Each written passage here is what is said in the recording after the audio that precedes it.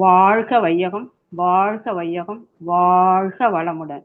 தியானமே யோகம், யோகமே ஞானம். குரு வாழ்க, குருவே துணை. தமிழ் ஆனந்த யோகம், வாழ்க வளமுடன். இன்று இந்த புத்தக கலந்தாய் உரையில் எனக்கு பேச வாய்ப்பளித்த மூத்த பேராசிரியரும் வேதாத்ரி மகரிஷியுடன் உயிர்கலப்பு பெற்றவருமான ஞான ஆசிரியர் நன்மணி ஐயா அவர்களுக்கும் மற்றும் அனார்கலி அம்மா அவர்களுக்கும் சசிகுமார் ஐயா அவர்களுக்கும் என்னுடைய பணிவான வணக்கத்தையும் நன்றியையும் தெரிவித்துக் கொள்கின்றேன். மேலும் இன்று இந்த நிகழ்வில் கலந்து கொண்டுள்ள அனைத்து மெய்யன்பர்களுக்கும் என்னுடைய பணிவான வணக்கத்தை தெரிவித்துக் கொள்கின்றேன். வாழ்க வளமுடன். என்னுடைய உரைக்காக நான் எடுத்துக்கொண்ட தலைப்பு நன்மணி ஐயா பார்வையில் வேதாத்திரிய தத்துவங்கள் பாகம் 1 அன்பு, அமைதி, ஆரோக்கியம், ஆனந்தம். இப்போ நம்ம தமிழ் ஆனந்த யோகத்துல 2 ரவுண்டு புத்தக கலந்தாய்வு நடந்து முடிந்து இப்பொழுது 3வது ரவுண்டு நிகழ்ந்து கொண்டிருக்கின்றது. எனக்கு இந்த 2 ரவுண்டு புத்தக கலந்தாய்வுகளிலும் பங்கேற்க வேண்டும் என்ற எண்ணம் எனக்கு தோணுனதே கிடையாது. இப்ப இந்த 3வது ரவுண்டு தொடங்கும் போதுதான் நாமும் பங்கேற்கலாமேன்ட்டு ஒரு எண்ணம் ஏற்பட்ட போது என்னுடைய மனதுக்கு தூண்டுகோலாக இந்த தலைப்பு இருந்தது. அப்போ காரணம் என்னன்னாக்கா, நானும் கொஞ்சம் ஆரோக்கியம் இல்லாமல் இருந்ததுனால கொஞ்சம் சிரமப்பட்டேன். அப்போ நன்மணி ஐயா எழுதியுள்ள இந்த சாப்டர் திரும்பவும் ஆழ்ந்து ஊன்றி படித்த போது என்னுடைய மனதுக்கு தெளிவு ஏற்பட்டது. அது கூட இப்போ மேலும் அந்த வாடிப்பட்டியிலேயே நேரடி பயிற்சியில ஐயா அவர்கள் கொடுத்த அந்த கொடுத்த அவ்வளவு சிந்தனை உரைகளை கொடுத்தது என்னுடைய மனதுக்கு தெளிவுக்கு மேல் தெளிவு ஏற்பட்டது. அந்த கருத்துக்களை எல்லாம் உங்களோடு பகிர்ந்து கொள்வதில் பெருமகிழ்ச்சி அடைகின்றேன். என் பெற்றோரையும் குரு வேதாத்ரி மகரிஷியையும் வணங்கி என்னுடைய உரையை தொடங்குகின்றேன்.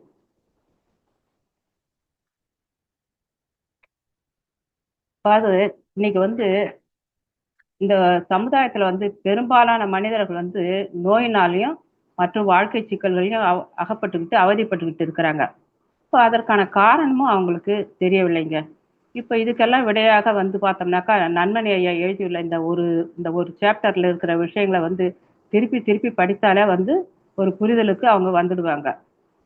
அப்ப அதுல இருக்கிறது என்னன்னாக்கா, ஐயா சொல்ற மாதிரி உடல், மனம், உயிர் இந்த 3ம் இணைப்பாக இருக்கக்கூடிய மனிதனுடைய உடலில் உடலின் தேவை என்ன, மனதின் தேவை என்ன என்பதை ஐயா பல்வேறு கோணங்களிலும் விளக்கி இருக்கிறாங்க.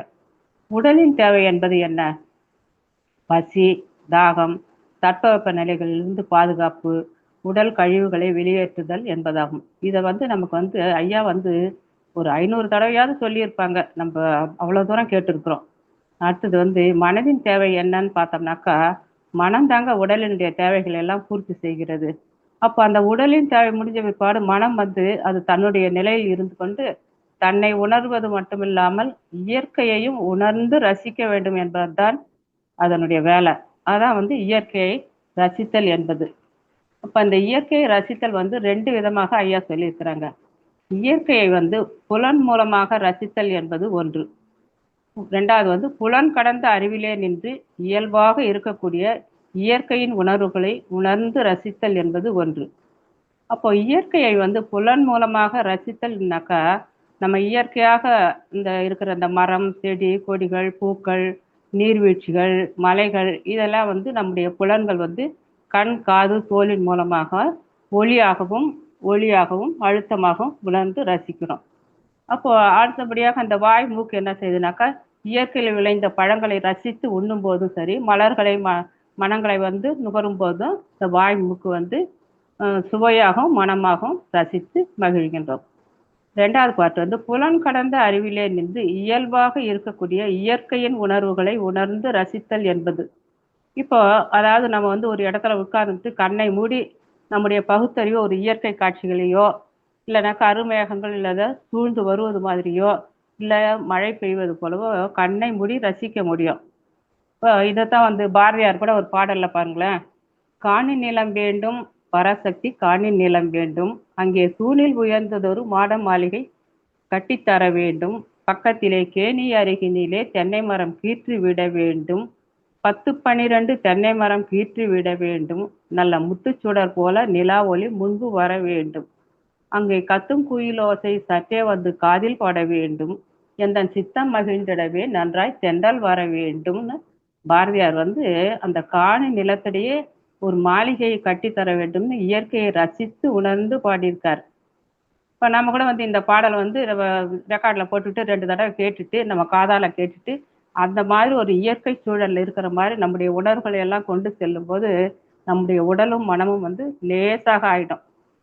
நினைச்சு பாருங்களேன், வாடிப்பட்டியில இருந்த மாதிரி எல்லாமே இயற்கை சூழல்கள். தென்னை மரங்கள் அசைகின்றன, நிலா ஒளி சுடர் போல மின்னுகின்றது, நல்ல நீருடன் கூடிய கேணி வேண்டும் என்கிறார் பாரதியார். அதுக்கப்புறம் வந்து கிணறு, அதாவது கேணினாக்கா கிணறு, அங்கே குயில்கள் கத்துகின்றன, நல்ல தென்றல் காற்று வருடுகின்றது. இப்போ நிலத்தை வந்து பாரதியார் ஏக்கர் கணக்கில் கூட கேட்கல, காணி நிலத்தை மட்டும்தான் கேட்கிறார். அதுல இருக்கிற குடிசையை கூட வந்து மாளிகையாக நினைத்து பாடுகிறார். இப்போ இந்த மாதிரி ஒரு சூழ்நிலையில தான் நம்ம வந்து வாடிப்பட்டியில நம்ம இருந்தோம்.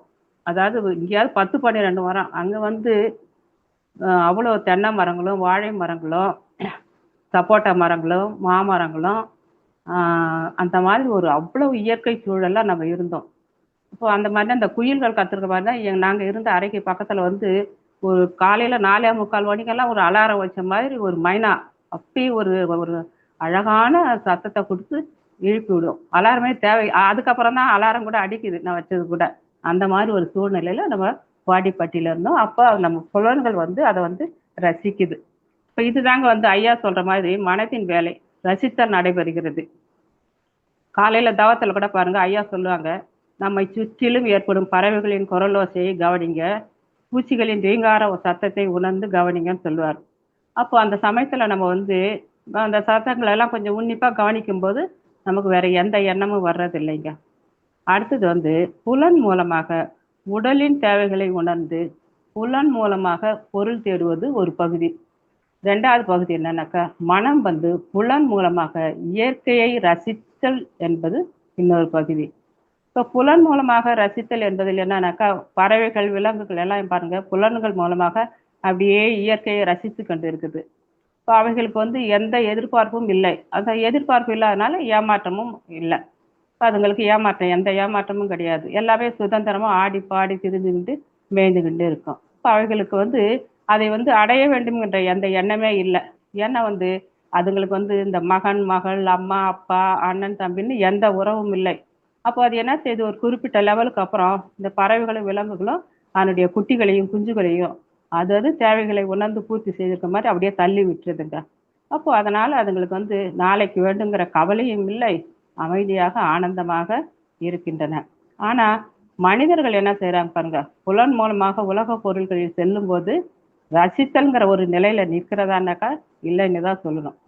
ரசித்த அடுத்த க்ஷணமே என்ன செய்யறாங்கனாக்கா, அதை அடைய வேண்டும் என்ற நிலைக்கு அவங்க போயிடுறாங்க.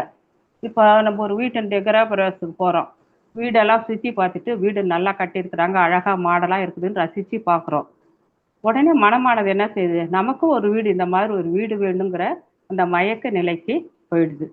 இந்த மாதிரி தாங்க அடுத்த வீட்டுக்காரங்க கூட 2வது கார் வாங்கினாக்கா நாமும் இன்னொரு கார் வாங்கலாமான்ட்டுங்கிற அந்த எண்ணம் வந்து மனசுல தோணுது. அப்போ நம்ம மனம் என்ன செய்யுதுனாக்கா, ரசித்தலுங்கிற வேலையை விட்டுட்டு என்ன செய்யுதுனாக்கா அடைதலுங்கிற நிலைக்கு போயிடுது. அப்போ அந்த மாதிரி அடைதலுங்கிற நிலைக்கு போகும்போது அங்க மனதிற்கு வந்து பாரம் அல்லது அழுத்தம் ஏற்படுகிறதுன்னு ஐயா கூட சொல்றாரு. அந்த மனிதனுடைய அமைதியான நிலைக்கு வந்து முட்டுக்கட்டை போட்டது போன்ற ஒரு தடை வந்து ஏற்பட்டிருக்கு. அப்புறம் என்ன செய்யுது, அந்த மனம் அவங்ககிட்ட அந்த பொருள் இருக்குதுன்ட்டு பொறாமைப்படுகுது.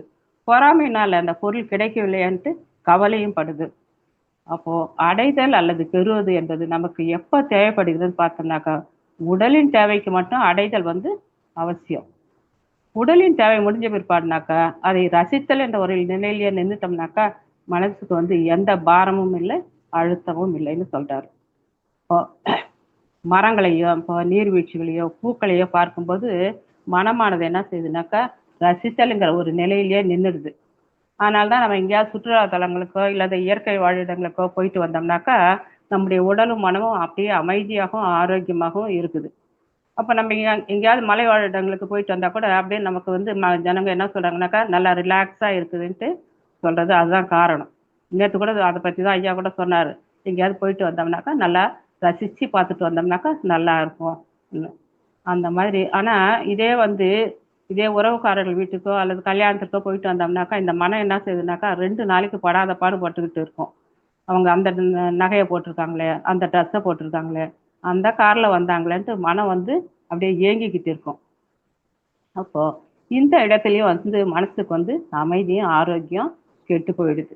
இப்ப இந்த எண்ணங்கள் எல்லாம் என்ன செய்யுதுனாக்கா கருமைய பதிவுகளாகவும் பதிந்து வினை பதிவுகளாகவும் செயல் பதிவுகளாகவும் மாற்றம் அடைவதாக வந்து ஐயா புக்ல சொல்லி இருக்கிறாங்க. அதுக்கப்புறம் பாருங்களேன், பறவைகளும் விலங்குகளும் கூட தேவைங்கிற நிலை முடிஞ்சு போயிடுச்சுனாக்கா ரசித்தல்ங்கிற நிலைக்கு போயிடும். இந்த சிங்கம் புலி கூட பசி தீர்ந்து போயிடுச்சுனாக்கா அதுக்கு முன்னாடி ஒரு மான் குட்டி ஓடுனா கூட அதை அடிச்சு அதை சாப்பிடணும்னு அதுக்கு தோணாது. அதுங்க பாட்டுக்கு ரசிச்சுக்கிட்டு உட்கார்ந்துருக்கும். இப்போ அதுங்களுடைய மனசு வந்து அமைதியாகவும் ஆனந்தமாகவும் இருக்கிறதுனால காட்டு விலங்குகளுக்கு வந்து எந்த நோயும் வர்றதில்ல, எந்த மருத்துவமனைக்கும் போறதில்ல, எந்த டாக்டரும் இல்லை. ஆனா மனிதர்களால வளர்க்கப்படுகின்ற இந்த விலங்குகளுக்கு மட்டும் மனிதர்களைப் போல சின்ன சின்ன நோய்கள் வருகிறது. இப்போ அதுங்களை கூட்டிட்டு கால்நடை மருத்துவமனைக்கோ மருத்துவர்கள்ட்டே போனோம்னாக்கா கொஞ்சம் கொஞ்சம் குணப்படுத்தினா கூட கொஞ்சம் அதனுடைய உடலெல்லாம் சீராக போயிடுது. ஆனா மனிதர்களுக்கு பாருங்க பெரிய பெரிய நோய்கள் வருகின்றன. காரணம் என்னன்னாக்கா எந்த பொருளை பார்த்தாலும் சரிதான், உணவுப் பொருளா இருந்தாலும் சரிதான், தேவை முடிந்த பிற்பாடு கூட நாளைக்கு வேண்டும், எதிர்காலத்திற்கு வேண்டும், தனது சந்ததிகளுக்கு வேண்டும்ட்டு சேர்த்து வைத்துக் கொள்கிறோம். அப்போவாவது மனசிற்கு அமைதி உண்டாகிறதானாக்கா அதுவும் இல்லைன்னு தான் சொல்லணும். மனநிறைவு இல்லாமல் தான் இந்த சமுதாயம் வந்து இன்னைக்கு இருந்துகிட்டு இருக்குது. இப்போ ஐயா சொல்றது பாருங்க, அதாவது 10 பெரிய பணக்காரர்கள் இருக்கிறாங்களாம். அதுல ஒருத்தர்கிட்ட வந்து 100 கோடி ரூபாய் வச்சிருந்தா கூட இன்னும் அவர் என்ன செய்யறாருனாக்கா அடுத்தவர்கிட்ட இன்னொருத்தர்கிட்ட 101 கோடி வச்சிருக்கிறாங்கன்ட்டு தன்னை விட அவங்க அதிகமா வச்சிருக்கிறாங்களேன்னு சொல்லிட்டு அந்த மனமானது இயங்குகிறது, பொறாமைப்படுகிறது. இப்போ நமக்கு கீழே வந்து 800 கோடி மக்கள் இருக்கிறாங்களேன்ட்டு அந்த மனம் வந்து திருப்தி படுறது கிடையாது. இதைத்தான் வந்து கண்ணதாசன் கூட ஒரு திரைப்பட பாடல்ல பாடியிருக்கார் பாருங்க. உனக்கும் கீழே உள்ளவர் கோடி நினைத்து பார்த்து நிம்மதி தேடுன்னு பாடியிருக்கிறார். சரி. இப்ப அந்த 1வது பெரிய பணக்காரராவது மனம் அமைதியாக இருக்கிறாரான்னு பார்த்தாக்கா அதுவும் இல்லைன்னு தான் சொல்லணும். அவருக்கு என்ன பயம்னாக்கா அந்த 2வது பணக்காரர் வந்து எங்க தன்னை முந்தி கொண்டு போயிடுவார்னு அந்த பயத்திலேயே இருக்கிறார். இந்த மாதிரி தாங்க மேல் மட்டத்துல இருந்து கீழ் மட்டம் வரைக்கும் இருக்கிற சமுதாய மக்கள் எல்லாமே மனநிறைவு இல்லாம தான் இருக்கிறாங்க. இப்போ கீழ் மட்டத்துல இருக்கிற மக்கள் எல்லாம் வந்து மேல் மட்டத்துல இருக்கிற மக்களை பார்த்து அப்படியே ஏங்குறாங்க. அவங்க அந்த பொருள் வச்சிருக்கிறாங்கன்ட்டு ஏங்குறாங்க, பொறாமைப்படுறாங்க. அப்போ இந்த சமுதாயத்துல பெரும்பாலான மக்கள் வந்து அந்த மாதிரி தான் ஓடிக்கிட்டு இருக்கிறாங்க. நம்ம கூட அந்த மாதிரி தான் இருக்கிறோம். ஆனா ஐயாவை போல வேதாத்திரி உணர்ந்த சிலரோ அல்லது பலரோ தான் மனநிறைவோட இருக்கிறாங்க. இப்போ அந்த மனமானது என்ன செய்யுதுனாக்கா மயக்கத்தில் சிக்கும்போது தேவையில்லாததெல்லாம் தேடி அப்படியே ஓடிக்கிட்டு இருக்குதுங்கிற அந்த அந்த உண்மையை வந்து நம்ம ஏற்றுக்கொள்ள வேண்டும். அந்த மனம் எப்போ சமநிலைங்கிற உணர்வுக்கு வந்துச்சுனாக்கா இன்பத்தையும் துன்பத்தையும் மனமானது சமமாக பாவிக்கும். இப்போ ராதாகிருஷ்ணன் ஐயா கூட சொல்லுவாங்க, சமாதானத்தை ஏற்றுக்கொள்ள வேண்டும், சமாதானம் அடைபவன் பாக்கியவான்னு சொல்லுவாங்க. அந்த அப்போ நம்முடைய வாழ்க்கையில எந்த அளவுக்கு செயல் மாற்றம் வருகிறதோ அந்த அளவுக்கு வந்து நமக்கு ஆரோக்கியம் இருக்கும். அப்போ நம்ம என்ன செய்யணும், புறப்பற்றுகளில் இருந்து விலகி எந்த அளவிற்கு விலகுகிறோமோ அந்த அளவிற்கு அகத்தினுடைய உணர்வுகளை வந்து நம்ம உணர முடியும். ஐயா உதாரணத்துக்கு என்ன சொல்றாருனாக்கா திருவிளையாடல் புராணத்துல தருமி சொல்றாரு பாருங்க, எந்த அளவிற்கு பிழை இருக்கிறதோ அந்த அளவிற்கு பொற்காசுகளை குறைத்து கொள்ளுங்கன்ட்டு சொல்றதா சொல்லியிருக்காரு. அந்த மாதிரிதான் நாம கூட எவ்வளவு ஆசைகளை மனசுல தேக்கி வைக்கிறோமோ அந்த அளவுக்கு இறை உணவுல இருந்து விலகி நிற்கிறோம். ஐயா வந்து தற்சோதனை வகுப்பு எடுக்கும்போது கூட சொல்லுவாங்க, உங்க ஆசைகள் எல்லாம் எழுதுங்க. 100 ஆசைகள் இருக்கா, 50 ஆசைகள் இருக்கா, 20 ஆசைகளா, 10 ஆசைகளா எழுதுங்க. அப்போ அந்த அளவுக்கு நீங்க வந்து இறை உணவுல இருந்து அவ்வளவு தூரம் விலகி நிக்கிறீங்க என்று சொல்லியிருக்கிறார். அப்போ நம்முடைய ஆசைகளை தேவைகளை எல்லாம் குறைக்க குறைக்க நம்ம அகம் நோக்கி பயணிக்கிறோம்ட்டு நம்ம உணர்ந்துக்கணும்.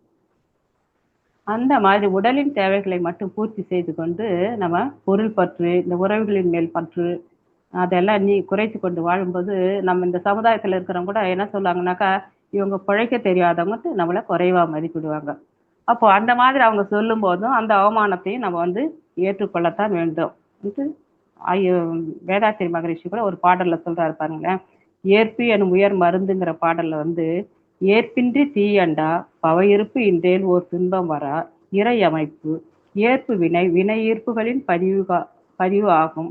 எவர் மூலம் ஓர் துன்பம் வந்தபோதும் ஏற்பு கொள்வோம் வினை போக்கும் மருந்து என்று எண்ணத்தில் கடமையறம் கொள்வோம். ஏற்பு பிற தூற்றுதலுக்கும் மனம் உயர்த்தி ஈகை பிற நலத்திற்கும் செய்தே வாழ்வோம்ட்டு மகரிஷி அவங்க எழுதியிருக்கிறாங்க. அப்போ இதுல இருந்து என்னன்னாக்கா கருமையத்துல வந்து நம்முடைய கருமையத்துல அந்த இருப்பின் தன்மைக்கு ஏற்றவாறு தான் நமக்கு துன்பம் வந்து சேர்கிறது. இப்போ அதனால யார் மூலமாவது நமக்கு துன்பம் வந்தாலும் சரி, இல்லை நமக்கு நோய் வந்தா கூட அதையே நினைச்சு புலம்பிக்கிட்டு இருக்காம இறைநிலை என்னுடைய கர்ம வினையை வந்து இந்த நோயின் மூலம் கழித்து கொண்டிருக்கிறதுன்று இந்த உண்மையை வந்து நம்ம உணர்ந்துக்கணுங்க. அதுக்கப்புறம் ரெண்டாவதா மற்றவர்களுடைய துன்பத்தை போக்கும் செயலில் கூட அல்லது ஈகையில ஈடுபட்டாலும் நம்முடைய கர்ம வினை கழியும்ட்டு ஐயா சொல்றாங்க. சரி, அதுக்கப்புறம் மனம் தேடி அனுபவிக்க வேண்டிய வந்து பல உணர்வுகள் இருக்குதுன்ட்டு சொல்லியிருக்கிறாங்க. அவற்றில் வந்து அன்பு, அமைதி, ஆரோக்கியம், மகிழ்ச்சி, நிறைவு, இன்பம்ட்டு இந்த மாதிரி நிறைய உணர்வுகள் இருக்கின்றன. இப்போ அதையெல்லாம் வந்து தேடி நம்ம எங்கேயுமே போக வேண்டியதே இல்லை. எல்லாமே நமக்குள்ளேயே அளப்பரிய விதத்துல அபரிமிதமாக கொட்டி கிடக்குதுன்ட்டு ஐயா வந்து ஒவ்வொரு சிந்தனை உரையிலையும் சொல்லிக்கிட்டே தான் இருக்கிறாங்க. அப்போ இந்த உணர்வுகள் எல்லாம் வந்து நமக்குள்ள இயல்பாக தான் இருக்குது. இப்போ விஞ்ஞானம் என்ன சொல்லுதுன்னாக்கா, உலகில் உள்ள அனைத்துமே இயக்கத்தில் உள்ளது. இயக்கத்தில் உள்ளது எல்லாமே மாற்றத்திற்கு உட்பட்டது. மாற்றம் என்பது நிகழ்ந்து கொண்டே இருப்பதால் மாற்றம் இல்லாத அசையாத நிலையான என்ற ஒன்றும் இல்லைன்னு சொல்கிறது. அப்போ ஆனா வேதாத்திரி என்ன சொல்லுதுன்னாக்கா, நிலையான ஒன்று இல்லாமல் அசையக்கூடியது அசையாது என்பதாகும். எந்த ஒரு அணுவாக இருந்தாலும், இயக்கமாக இருந்தாலும், விண் துகளாக இருந்தாலும் அதன் மையத்தில் அசையாத இறைவெளி இருக்கும் போதுதான் அது அசைய முடியும். இயக்கத்தில் உள்ள அனைத்திற்கும் ஒரு மையம் உள்ளது. அந்த மையம் அசைவற்றது. அது அசைவற்றது. அந்த அசைவற்றது இல்லை எனில் இயக்கம் என்பது இருக்காது என்ற தத்துவத்தினுடைய தெளிவு நம்ம தெரிஞ்சுக்கணும். அசையாத சிவம் மையத்தில் இருந்து கொண்டு அதுதான் அசைகிறது. அது அசைந்தாலும் அந்த மையம் அசைவதில்லை என்பதுதாங்க வேதாத்திரி மகரிஷியினுடைய உச்சகட்டமான தத்துவம்னு ஐயா சொல்றாங்க. அதையும் நம்ம தெரிஞ்சுக்கணும். இப்போ அந்த அசையாத ஒன்றைத்தான் வந்து நிலையானதுன்னு சொல்லிட்டு இருக்கோம். இப்போ இதற்கு உதாரணமாக வந்து நம்ம வீட்டில் இருக்கிற ஒரு மிக்சியே எடுத்துக்கலாம் பாருங்களேன். மிக்சி சுற்றும் போது அதன் மையத்தில் சுற்றியுள்ள பிளேடு தான் சுற்றும். அந்த மைய ராடு நிலையா அப்படியே தான் இருக்கும். அந்த மாதிரி தான் ஐயா கூட சொல்லுவாங்க. ஒரு நம்ம சின்ன வயசுல காத்தாடி பனை ஓலையில காத்தாடி விட்டுட்டு போனோம்னாக்கா அந்த காத்தாடி மட்டும்தான் அந்த காத்துல சுத்து ஒழிய அதை குத்தி வச்சிருக்கிற அந்த குச்சி வந்து அப்படியே தான் இருக்கும் உதாரணத்துக்கு சொல்லுவார். அப்போ நிலையானது என்றால் வந்து அது சுத்த வெளியாக தெய்வம்னு சொல்லிவிடலாம். இப்போ நமக்குள்ளாகவும் அந்த நிலையான சுத்த வெளியாகிய தெய்வம் வந்து நம்முடைய கருமையத்தின் மையத்துல இருக்கிறது. ஒவ்வொரு உயிரின் மையத்திலும் இருக்கின்றது. இப்போ இதையெல்லாம் மறுத்து விஞ்ஞானம் என்ன சொல்லுதுனாக்கா, எல்லாமே மாறிக்கொண்டிருக்கின்றது, நிலையற்ற தன்மையுடையது என்று சொல்லி கொண்டிருக்கின்றது. அதுக்கப்புறம் வந்து இந்த மனம் தேடிக்கொண்டிருக்கின்ற உணர்வுகள் எல்லாமே மாறிக்கொண்டே இருக்குதா இல்ல நிலையாக இருக்கிறதான்னு சிந்தனை செய்து பார்த்தோம்னாக்கா, இன்பம் நீங்கிய இடம் துன்பம்னு ஐயா சொல்லியிருக்கிறார். அந்த இன்பம் நமக்குள்ளாகவே மனத்தினுடைய அடித்தளத்துல இருக்கிறது. அது மாறாமல் நிலையாக இருக்கக்கூடியதுதான். அந்த இன்பத்தை போலவே வந்து அன்பு, அமைதி, நிறைவு, ஆரோக்கியம், ஆனந்தம் இந்த உணர்வுகள் எல்லாமே நிலையாக இருக்கிறதா அல்லது மாறிக்கொண்டே இருக்கிறதான்னு பார்த்தோம்னாக்கா, அது நம்மகிட்ட வந்து நிலையாகத்தான் இருக்கிறது. அப்போ நம்ம அதுல வந்து துளி கூட சந்தேகப்படவே வேண்டியதில்லை. இப்போ எப்போ அது துன்பமாக மாறுகிறதுன்னு பார்த்தோம்னாக்கா, அந்த இன்பத்தினுடைய அளவு மாறும்போது அந்த இன்பம் வந்து துன்பமா மாறி போகுது. அதுதான் வந்து இட்லி கதை கூட எப்பவுமே சொல்லுவாரு. 4 துன்பத்தை போக்கணும்னு 4 இட்லி சாப்பிட்டோம்னாக்கா அந்த துன்பம் பசிங்கிற துன்பம் போய் இன்பம் வருகிறது. அதுவே குருமா நல்லா இருக்குதுன்னு சொல்லிட்டு ஒரு 3 இட்லியோ 4 இட்லியோ கூட சாப்பிட்டாக்கா வயிறு பொறுமல் எடுத்து அந்த இன்பம் வந்து துன்பமா மாறி போகுதுன்னு சொல்லியிருக்கிறாங்க. இப்போ அங்க என்ன ஒரு உண்மைன்னு நம்ம தெரிஞ்சுக்கணும்னாக்கா, துன்பத்தை உருவாக்கி இன்பத்தை திரை போட்டு நம்ம மறைச்சி வச்சுக்கிட்டு இருக்கிறோம். இந்த மனிதன் உருவாக்கிய துன்பங்கள் எல்லாமே இயல்பாக இருக்கக்கூடிய வந்து இன்பத்தை வந்து மறைச்சிக்கிட்டு தான் நிக்குது. இப்போ இந்த மாதிரி தாங்க அன்பு என்பதும் நிலையாக இருக்கக்கூடியது தான். இயல்பாக நம்மகிட்ட அன்பு இருக்குது, மாறக்கூடியதும் அல்ல. ஆரோக்கியமும் நிலையானது தான், நீடித்தது. நமக்கு வந்து ஆரோக்கியம் என்கிறத என்னன்னு தெரியல. நம்ம என்ன செய்யறோம், இந்த புலன் இன்பத்திலேயே சிக்கி நோய்களை வந்து உருவாக்கிக்கிறோம். அந்த அந்த நோய்ங்கிற ஆரோக்கியத்தை வந்து அப்படியே மறைச்சிட்டு நிக்குது. அப்போ நோய் நீங்கிடுச்சுனாக்கா நமக்கு ஆரோக்கியம் நமக்கு தெரியுது. ஆனா நம்ம என்ன நினைக்கிறோம்னாக்கா, மருத்துவர்கிட்டயோ இல்ல மருத்துவமனைக்கோ போனாக்கா நம்முடைய நோய் நீங்கி விடும்னு போறோம். ஆனா அங்க போனா வந்து அவங்க வந்து தற்காலிகமா தான் அந்த நோயை வந்து அங்க போக்குறாங்க, நீக்கி விடுறாங்க. திரும்பவும் வந்து அந்த நோய் வந்து வரத்தான் செய்கிறது. கேட்டோம்னாக்கா லைஃப் லாங்கா டேப்லெட்ஸ் எடுத்துங்கன்னு சொல்லி அனுப்பி விட்டுறாங்க. அப்போ அவங்க ஆரோக்கியத்தை நமக்கு கொடுக்குறாங்களான்னு பார்த்தோம்னாக்கா இல்லைன்னு தான் சொல்லணும். இப்போ கடல்ல வந்து ஒரு உயிரினம் இருக்குமா, ஆக்டோபஸ்ங்கிற உயிரினம் இருக்குமா. அது என்ன செய்யும்னாக்கா அதுகிட்ட ஒரு இரை கிடைச்சதுனாக்கா அப்படியே நாலா பக்கத்துலயும் வந்து அதனுடைய கைகளோ என்னன்னு தெரியல, அது வந்து சூழ்ந்து மூடி அதை சாப்பிட்டுடுமா. அந்த மாதிரி தான் நம்ம கூட ஆக்டோபஸ்ல சிக்கின மாதிரி தான் நம்ம திருப்பி திருப்பி அந்த நவீன மருத்துவத்திற்கு அப்படியே போய்க்கிட்டே இருக்கிற வேண்டிய நிலையில தான் இன்னைக்கு மக்கள் சமுதாயத்துல நம்ம மக்கள் எல்லாருமே இருந்துகிட்டு இருக்கிறாங்க. இப்போ ஐயா அவங்க வந்து ஒரு சூத்திரம் மாதிரி பொருத்தி பார்க்க சொல்றாங்க பாருங்க. எந்த ஒன்றை யார் யாருக்கும் கொடுக்க முடியாதோ, எந்த ஒன்றை யார் யாரிடமிருந்தும் பெற முடியாதோ, அந்த ஒன்று அனைவரிடமும் அபரிமிதமாக நிலையாக நீடித்ததாக இருந்து கொண்டே இருக்கிறது என்பது அந்த ஐயா சொல்லியிருக்காரு. ஸோ இது என்னன்னாக்கா, எது ஒன்று கொடுக்க முடியாதோ அது எல்லார்கிட்டயும் அனைவர்கிட்டயும் இருக்குது. இப்போ ஏன் பெற முடியலன்னு பார்த்தோம்னாக்கா, ஏன் சிந்திச்சு பார்த்தோம்னாக்கா, அது எல்லார்கிட்டயும் இருக்குது. ஒருத்தருக்கு ஒண்ணு இல்லைன்னு சொன்னா கொடுக்கலாம். ஆனா அது எல்லார்கிட்டயும் இருக்குது. இருக்கும்போது கொடுக்கவும் முடியாது, பெறவும் முடியாது. இப்போ இதைத்தான் வந்து நம்முடைய குரு வேதாத்திரி மகரிஷி கூட என்ன சொல்றாருனாக்கா, எப்பொருளிலும் எக்காலத்திலும் எல்லா இடங்களிலும் மன உணர்வுகள் நிலையாக இருக்கக்கூடியதுன்னு சொல்றாரு. இப்போ இதை உணர்வது தாங்க மனிதனுடைய தேடுதல். இந்த பிரபஞ்சத்துல வந்து ஒண்ணே ஒண்ணுதான் இருக்க முடியும். அதைத்தான் வந்து நம்ம சுத்த வெளின்னு அழைக்கிறோம்னு சொல்றாரு.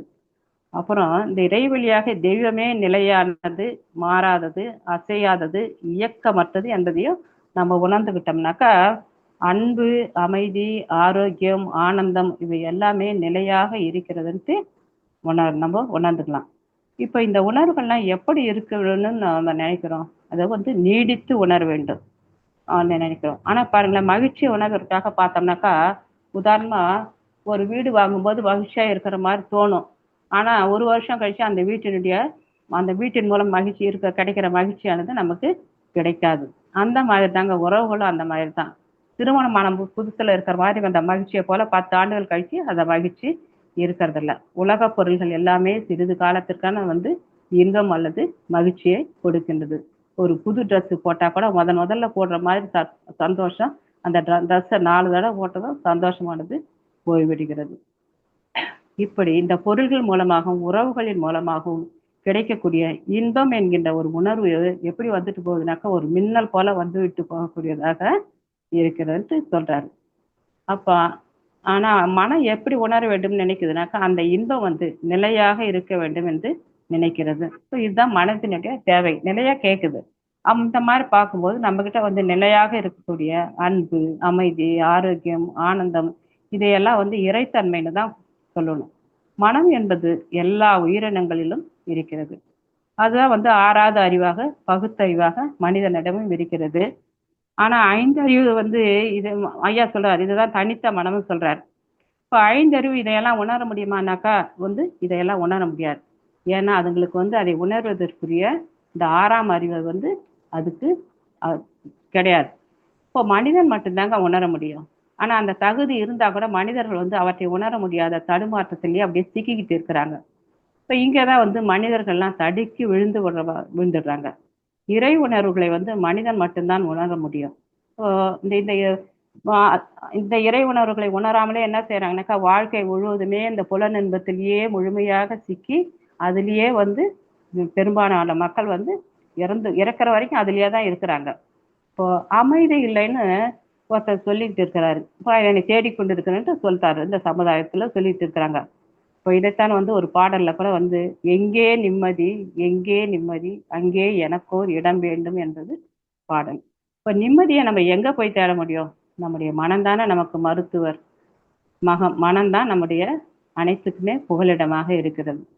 இப்போ இயேசு கிறிஸ்து கூட சொல்றாரு பாருங்க பைபிள் வசனங்கள்ல, உனக்கு தேவையானதை தேடி ஓடாதே, உனக்குள்ளேயே இருக்கிறது பார், தட்டுங்கள் திறக்கப்படும், கேளுங்கள் கொடுக்கப்படும் சொல்றாரு. அதாவது வெளிப்பொருள்களை புறப்பொருட்களை நோக்கி தேடி போகாதீங்க. அகம் நோக்கி கேளுங்க. அகம் நோக்கி போங்க. உங்களுக்கு கிடைக்கும்னு சொல்றாங்க. இப்ப இஸ்லாமிய தத்துவங்கள் கூட இதைத்தான் வந்து சொல்லுது. நீ எப்படி படி அளக்கிறாயோ அவ்வாறே உனக்கு படி அளக்கப்படும்னு சொல்றாங்க. நம்ம எவ்வளவு தூரம் நம்ம அகம் நோக்கி உணர்வுகளை எடுத்துக்கிட்டு போறோமோ அந்த அளவுக்கு நமக்கு இறை உணர்வுகள் கிடைக்கும். இப்போ இதைதான் வந்து எல்லா ஆன்மீக மகான்களும் ஆன்மீக தத்துவங்களுமே வலியுறுத்தி சொல்லுது. அப்போ நம்மகிட்ட நிலையாக உள்ள இந்த அன்பு, அமைதி, ஆரோக்கியம், ஆனந்தம் இவைகளையெல்லாம் வந்து மக்களுக்கு மற்றவர்களுக்கு ஏன் கொடுக்க முடியலன்னு பார்த்தாக்கா, பெற முடியலன்னு பார்த்தாக்கா, ஒருத்தர்கிட்ட இல்லைன்னு சொன்னா கொடுக்கலாம். உணவு பணம் இல்லைன்னாக்கா கேட்டு வாங்கிக்கலாம். ஆனா இந்த உணர்வுகள் எல்லாமே எல்லாருக்கும் இருக்கும்போது யார் யாருக்கு கொடுப்பது, அதை பெறத்தான் முடியுமான்னு நம்ம சிந்திச்சும் பார்க்கணும். இப்போ உதாரணமா ஒருத்தர் அமைதியா இருக்கிறான்னு சொல்றாரு. உங்ககிட்ட இருக்கிற அமைதியை எனக்கு கொஞ்சம் கொடுங்கன்ட்டு கேட்டாக்கா, வந்து அவரால் வந்து கொடுக்கவும் முடியாது, இவரால பெறவும் முடியாது. ஆனா கேட்கிறவர்கிட்டயே அந்த அமைதி இருக்கிறது. முதலாம் அவர் என்ன செய்யறாரு? உணர்ந்துகிட்டு இருக்கிறாரு. இவரு உணராம அப்படியே அமைதியை வந்து திரை போட்டு மறைச்சிட்டு இருக்கிறாரு. சரி, ஆரோக்கியத்தையாவது யாருக்காவது கொடுக்க முடியுமா? யாருக்கிட்டையாவது அதிகமா இருந்தா தர முடியுமான்னு நம்ம சிந்திச்சு பார்க்கணும். அப்போ நம்மளுடைய குருமகான் சொன்னது போல, சொல்லால் மட்டும் நம்பாதே, சுயமாய் சிந்தித்தே தெளிவாயிருந்தது போல, நம்ம சுயமாக சிந்திக்க வேண்டும். இப்போ மருத்துவமனையில எல்லாம் பாருங்களேன், எங்கேயாவது உங்களுக்கு வந்து ஆரோக்கியம் இங்க கொடுக்கப்படும் எந்த மருத்துவமனையிலயாவது எழுதி இருக்குதா பாருங்க. உலகம் முழுவதிலும் இருக்கிற நவீன மருத்துவத்திலும் சரி, உலக அனுபவங்களிலும் சரி, சிந்திச்சு பார்த்தோம்னாக்கா நம்முடைய ஆரோக்கியம் வந்து கெட்டு போய் கொண்டு இருக்குன்னு தான் சொல்லணும். உதாரணத்துக்கு பாருங்களேன், ஸ்விக்கி, சொமோட்டோ அந்த துரித உணவுகள்லாம் வந்து அதாவது ஃபாஸ்ட் ஃபுட் எல்லாம் வந்து இரவு நேரங்களில் வந்து பெரும்பாலான இல்லங்களில் வந்து அதுதான் இரவு உணவாக இருக்கிறது. அந்த உணவுகள் எல்லாம் வந்து அஜினமோட்டோ மாதிரி ரசாயன பண்டங்களை கலந்து வந்து டேஸ்டாக இருக்கிறதுனால பெரியவங்களும் சரி குழந்தைகளும் சரி அந்த உணவுகளை தான் பணத்தை விரயம் செய்து சாப்பிட்டு உடல் ஆரோக்கியத்தை வந்து எடுத்து கொண்டிருக்கிறார்கள். அப்போ அதனால வந்து நோய்களுடைய தாக்கம் வந்து வெகு விரைவில் ஏற்பட்டு இன்னைக்கு மருத்துவமனைகளை நோக்கி படப்படையாக போய்கொண்டிருக்கின்ற நிலை தானே இன்னைக்கு இருக்குது. இப்போ நாம இந்த மாதிரி ஆரோக்கியத்தை கெடுக்கும் செயலை செய்துட்டு ஆரோக்கியம் கெட்டு விட்டதுன்ற புலம்புவதனால எந்த பிரயோஜனமும் இல்லைங்க. நாம என்ன பழங்கால இந்த சித்த ஆயுர்வேதிக் வைத்திய முறைகளையும் நம்ம பின்பற்றுவதில்லை. நம்மகிட்ட நிலையாக இருக்கிற ஆரோக்கியத்தையும் தொலைத்து விட்டோம்னு, அதாவது தொலைத்து விட்டோம்னு சொல்லக்கூடாது. நம்ம புலனின்பத்துல சிக்கி நம்முடைய ஆரோக்கியத்தை வந்து திரை போட்டு மறைத்து கொண்டு இருக்கின்றோம். அதுக்கப்புறம் வந்து இதைத்தான் வந்து திருமூலர் கூட ஒரு பாடல் என்ன சொல்றாருனாக்கா, உள்ளம் பெருங்கோயில் ஊனுடம்பு ஆலயம் தெல்ல தெளிந்தார்க்கு சீவன் சிவலிங்கம்னு சொல்றாரு. உள்ளத்தை பெருங்கோயிலாகவும் இந்த உடம்பை ஆலயமாகவும் நினைத்து நீ பார்க்கும்போது உன்னுள் இருக்கும் சீவன் வந்து சிவலிங்கமாக தெரியும்னு சொல்றாரு. அடுத்ததாக வந்து அன்பு. அன்பையும் மற்றவர்களுக்கு நம்ம கொடுக்க முடியாது, பெறவும் முடியாது. நம்ம வந்து அன்பாக இருக்கத்தான் முடியும். அது இயல்பாக எல்லார்கிட்டையும் நிலைச்சு இருக்குது. ஆனா நாம என்ன வந்து அதை தவறா புரிஞ்சுக்கிட்டு இருக்கிறோம். ஒருத்தருக்கு வந்து இன்னொருத்தர் ஒரு பிடித்தமான பொருளை வாங்கி கொடுத்தோம்னாக்கா அல்லது ஒரு செயலை செய்து விட்டோம்னாக்கா அவர் வந்து அன்பாக இருக்கிறாருன்னு தவறாக புரிந்து கொண்டு இருக்கிறோம். அந்த மாதிரி செய்யறது எல்லாமே வந்து கடமை அல்லது கர்மயோகத்தின் அடிப்படையில் தான் இருக்குன்ட்டு ஐயா அவங்க சொல்றாங்க. அப்போ அன்பாக இருப்பது எப்படின்னாக்கா, நம்ம பிறருக்கு துன்பத்தை கொடுக்காம இருக்கிறது தான் வந்து அன்பாக இருக்கும் நிலைன்ட்டு ஐயா வந்து சொல்றார். அருட்தந்தை சொல்லி அந்த இரண்டொழுக்க பண்பாட்டின்படி நம்ம வாழ்ந்தோம்னாக்கா யாருடைய உடலுக்கும் மனதுக்கும் துன்பம் தராம நம்ம இருக்கலாம். அதுக்கப்புறம் பாருங்களேன், ஐயா வந்து 4 பாயிண்ட்ஸ் வந்து சூப்பர் பாயிண்ட்ஸ் கொடுத்துருக்குறாங்க. அன்பு என்பது நமக்குள்ளாக இருக்கிறது. வெறுப்பு என்ற ஒரு திரையை வைத்து மறைத்துக் கொள்கிறோம். அதனால் அன்பு தெரியவில்லை. அடுத்தது 2வது பாயிண்ட் பாருங்களேன். நோய் என்ற திரையை வைத்து மறைத்துக் கொள்கிறோம். அதனால் ஆரோக்கியம் தெரியவில்லை. 3வது துன்பம் என்ற திரையை வைத்து மறைத்துக் கொள்கின்றோம். அதனால் இன்பம் தெரியவில்லை. 4வது உணர்ச்சி மயம் பற்று என்ற திரையை வைத்துக் கொள்கின்றோம். அதனால் அமைதி தெரியவில்லை. இந்த மாதிரி தாங்க ஒவ்வொன்றையும் அப்படியே நம்ம எல்லாத்தையும் மறைச்சு உள்ளுக்குள்ள அப்படியே வச்சிருக்கிறோம். ஆனா இது எல்லாமே நமக்குள்ளாக நிலையாக நீடித்ததாக எல்லாமே இருந்துகிட்டு தான் இருக்குது. இப்போ தனக்குள்ளேயே வைத்துக்கொண்டு எங்கேயோ தேடுகிறேன் என்கொண்டான் மனிதனாக இருக்கின்றான். இப்போ இதுதான் வந்து ஒரு பாடல்ல கூட பாருங்களேன், இருக்கும் இடத்தை விட்டு எங்கெங்கோ அலைகின்றாய் ஞானத்தங்கமேன்ட்டு பாடியிருக்கிறாங்க. அப்போ எல்லா ஞானமுமே நமக்குள்ளாக அப்படியே புதைஞ்சு புதைஞ்சு ஒரு புதையல் போல இருக்குது. அப்போ நாம என்ன செய்யறோம்? அதை தோண்டி பார்க்காம மற்றவர்கிட்ட இருந்து இது கிடைக்குமா அது கிடைக்குமான்ட்டு நம்ம அலைஞ்சிக்கிட்டு இருக்கோம். இதுக்கு உதாரணம் ஒரு சொல்றேன் பாருங்க. ஒரு பிச்சைக்காரன் வந்து அவர் பாய் நடையில வந்து ரூ. 1,00,000 வரைக்கும் சில்லறையாவும், ரூபாயாவும் வச்சிருக்காரு. அ டெய்லி சேமிச்சு. ஆனாலும் அவர் வந்து அதை எடுத்து செலவு செய்யாம டெய்லி ரூ. 1க்கும் ரூ. 1/2க்கும் பிச்சை எடுத்து கொண்டிருக்கிறாரு. அப்போ அந்த மாதிரி தாங்க இந்த நிலையில் தான் வந்து இன்றைய சமுதாய மக்களும் நிலையாக நீடித்ததாக இருப்பதெல்லாம் உணராமல் என்ன செய்றாங்கனாக்கா, மனிதர்களுடைய மனமும் மதியும் வந்து புகழ், அதிகாரம், மக்கள் பற்று, உறவுகளின் மேல் பற்று, அந்த மாதிரி அந்த பற்றுகளிலேயே உழன்று உழன்று இந்த விட்டில் பூச்சியை போன்று அதிலேயே உழன்று காலத்தை எல்லாம் கழிச்சுக்கிட்டு மரணம் வரைக்கும் போய்கிட்டு இருக்கிறாங்க. இப்போ இதையெல்லாம் தெரிஞ்சவங்க வந்து சமுதாயத்துல எடுத்து கூறினாலும் வந்து பெரும்பாலான மக்களும் ஏற்றுக்கொள்வதே இல்லை. அதுக்கு காரணம் அவங்கவங்களுடைய கர்ம வினைகளாக இருக்கலான்ட்டு ஐயா சொல்லியிருக்காரு. அப்போ இனியாவது ஐயா சொன்ன மாதிரி குரு மகரிஷி அருளிய பாதையில வந்து நம்ம விட வேண்டியதெல்லாம் விட்டுவிட்டால் பெற வேண்டியது அனைத்தும் அங்கேயே இருக்கின்றது. ஆன்மீகம் என்பதே விடுதல் மட்டுமே. இப்போ இதைத்தான் வந்து விடுதல்ங்கிறது தான் மகான்கள் வந்து என்ன சொல்லியிருக்கிறாங்கனாக்கா, விடுதல்னு சொன்னாங்க. ஒரு நிமிஷத்துல அவங்க கிட்ட இருக்கிறது எல்லாத்தையும் உதறிட்டு அவங்க போயிடுவாங்க. இப்போ அதனால தான் வந்து அவங்க எல்லாம் மகான்கள்னு நம்ம சொல்றோம். எனக்கு வந்து இந்த காந்திஜி எழுதிய அந்த சத்திய சோதனையில ஒரு இடத்துல எனக்கு படித்த ஞாபகம் வருது பாருங்க. ஒரு மாநாட்டுல வந்து மக்கள் எல்லோரும் சேர்ந்து ஒரு அன்பளிப்பாக காந்திஜியினுடைய சொந்த செலவிற்காக ஒரு தொகையை கொடுத்தாங்களாம். அதை கொண்டு போய் வந்து காந்திஜி வீட்டுல வச்சிருந்தப்போ, காந்திஜியினுடைய மனைவி என்ன சொல்றாங்கன்னாக்கா, அன்னை கஸ்தூரிபாய் காந்தி, நம்ம இவ்வளவு கஷ்டப்பட்டுக்கிட்டு இருக்கோமே, இந்த அன்பளிப்பு உங்களுக்காக தானே கொடுத்தாங்க. இப்போ இதையெல்லாம் வந்து நம்முடைய பிள்ளைகளுடைய எதிர்காலத்துக்கு உபயோகப்படுத்திக் கொள்ளலாமேன்ட்டு அவங்க கஸ்தூரிபாய் காந்தி சொன்னாங்களாம். அதுக்கு காந்திஜி என்ன பதில் சொன்னார்னாக்கா, நான் இந்த சமுதாயத்தில் ஒரு தொண்டன். எனவே இந்த பணம் சமுதாய செலவிற்குத்தான் செல்ல வேண்டும். இதை நாம் தொடக்கூடாதுன்ட்டு சொல்லிட்டாராம். அன்னை கஸ்தூரிபாயும் அப்படியே மறு பேச்சு பேசாம அப்படியே எடுத்து வச்சுட்டாங்களாம். இதே மாதிரிதான் நம்முடைய குரு மகான்கள் கூட தன்னுடைய வாழ்க்கையை ஈட்டிய அத்தனை சொத்தையும் சமுதாயத்துக்காகவே விட்டு கொடுத்துட்டாங்க. அந்த மாதிரி மகான்கள் வந்து பொருள் பற்று, புகழ் பற்று, மக்கள் பற்று போன்ற பற்றுகளில் இருந்து விலகி இருந்தனால்தான் இன்னைக்கும் அவங்களுடைய புகழ் வந்து நிலைச்சு நிக்குது. இதைத்தான் வந்து திருவள்ளுவர் கூட ஒரு குறள்ல வந்து என்ன சொல்லியிருக்காருனாக்கா, பற்றுக பற்றற்றால் பற்றினை அப்பத்தை பற்றுக பற்று விடற்குன்னு சொல்றார். பற்று இல்லாத கடவுளை பற்றியவன் பிற ஆசைகளை வந்து எளிதில் விட்டுவிட முடியும் சொல்றாரு. அப்போ இப்போ இதெல்லாம் பார்க்கும்போது நம்ம விட வேண்டிய பட்டியல் வந்து பெருசாகத்தான் இருக்குது. விட வேண்டியதெல்லாம் விட்டுவிட்டால் பெற வேண்டியதை பெறுவதற்கு நாம வந்து நம்மை உணர வேண்டும்.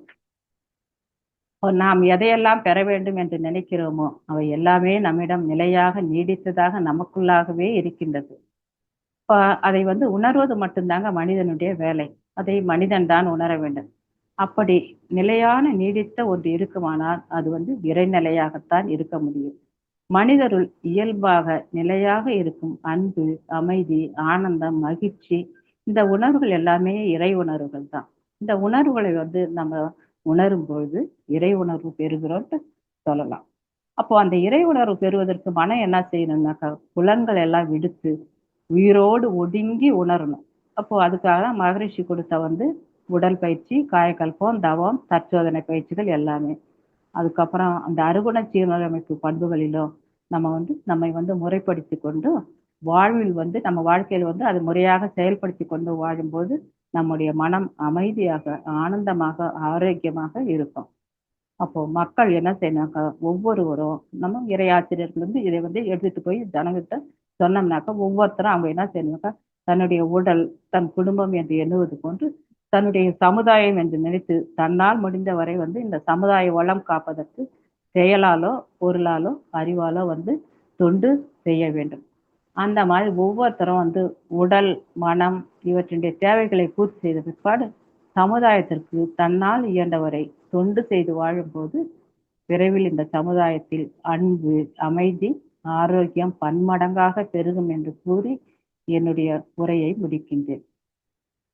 இத்தனை நேரம் பொறுமையாக இருந்து என்னுடைய உரையை செய்முடித்த அன்பர்கள் அனைவருக்கும் என்னுடைய பணிவான நன்றியை கூறிக்கொள்கின்றேன். இதுல ஏதேனும் குற்றம் குறைகள் இருந்தால் அது என்னுடைய சிற்றறிவினால் ஏற்பட்ட குறைதானுங்க. இதில் ஏதேனும் நிறைவு இருப்பதாக நீங்க கருத்தினால் வந்து அந்த நிறைவு வந்து நம்முடைய குரு வேதாத்திரி மகரிஷிக்கும் ஞான ஆசிரியர் நன்மணி ஐயாவுக்கும் போய் சேரும் என்று கூறி நிறைவு செய்கின்றேன். நன்றிங்க ஐயா. வாழ்க வளமுடன்.